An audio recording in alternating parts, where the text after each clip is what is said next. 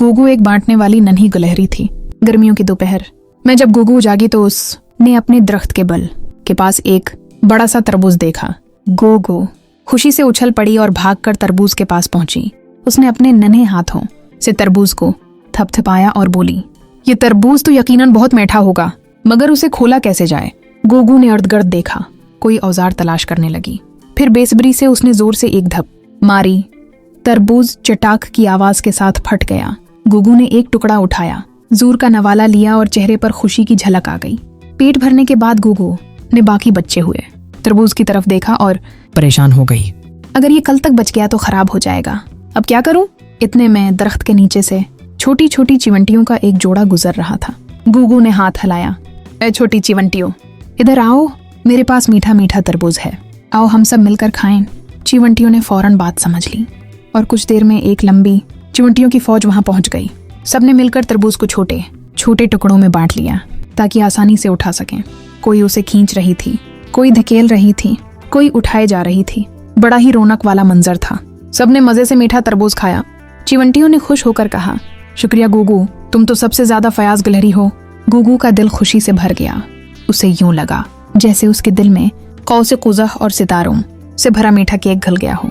उसे एहसास हुआ कि जब तुम खुशी बांटते हो वो दोगुनी होकर वापस दिल में आती है। चिवंटियों ने शुक्रिया के तौर पर अपने जमा किए हुए चमकदार काले तरबूज के बीज गोगू को तोहफे में दिए। गोगू ने बीजों को देखा और सोचा, इन बीजों से तो एक पूरी तरबूज की खेत बन जाएगी। रात हो गई। गोगू मुस्कुराते हुए अपने दरख्त के बल में वापस चली गई। लिहाफ ओढ़ कर सो गई और सारा जंगल भी नींद में डूब गया। काश बांटने की ये खुशी तुम्हारे साथ भी रहे। गोगू एक बांटने वाली नन्ही गुलहरी थी। गर्मियों की दोपहर में जब गोगू जागी तो उसने अपने दरख्त के बल के पास एक बड़ा सा तरबूज देखा। गोगू खुशी से उछल पड़ी और भागकर तरबूज के पास पहुंची। उसने अपने नन्हे हाथों से तरबूज को थपथपाया और बोली, ये तरबूज तो यकीनन बहुत मीठा होगा, मगर उसे खोला कैसे जाए। गोगू ने इर्द-गिर्द देखा, कोई औजार तलाश करने लगी। फिर बेसब्री से उसने जोर से एक धप मारी। तरबूज चटाक की आवाज के साथ फट गया। गोगू ने एक टुकड़ा उठाया, जूर का नवाला लिया और चेहरे पर खुशी की झलक आ गई। पेट भरने के बाद गोगू ने बाकी बच्चे हुए तरबूज की तरफ देखा और परेशान हो गई।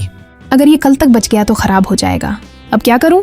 इतने में दरख्त के नीचे से छोटी छोटी चिवंटियों का एक जोड़ा गुजर रहा था। गोगू ने हाथ हिलाया, ए छोटी चिवंटियों, इधर आओ, मेरे पास मीठा मीठा तरबूज है, आओ हम सब मिलकर खाएं। चिवंटियों ने फौरन बात समझ ली और कुछ देर में एक लंबी चिवंटियों की फौज वहां पहुंच गई। सबने मिलकर तरबूज को छोटे छोटे टुकड़ों में बांट लिया ताकि आसानी से उठा सकें। कोई उसे खींच रही थी, कोई धकेल रही थी, कोई उठाए जा रही थी। बड़ा ही रौनक वाला मंजर था। सबने मजे से मीठा तरबूज खाया। चिवंटियों ने खुश होकर कहा, शुक्रिया गोगू, तुम तो सबसे ज्यादा फयाज गिलहरी हो। गोगू का दिल खुशी से भर गया।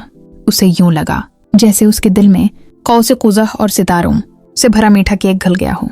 उसे एहसास हुआ कि जब तुम खुशी बांटते हो वो दोगुनी होकर वापस दिल में आती है। चिवंटियों ने शुक्रिया के तौर पर अपने जमा किए हुए चमकदार काले तरबूज के बीज गोगू को तोहफे में दिए। गोगू ने बीजों को देखा और सोचा, इन बीजों से तो एक पूरी तरबूज की खेत बन जाएगी। रात हो गई। गोगू मुस्कुराते हुए अपने दरख्त के बल में वापस चली गई। लिहाफ ओढ़ कर सो गई और सारा जंगल भी नींद में डूब गया। काश बांटने की ये खुशी तुम्हारे साथ भी रहे।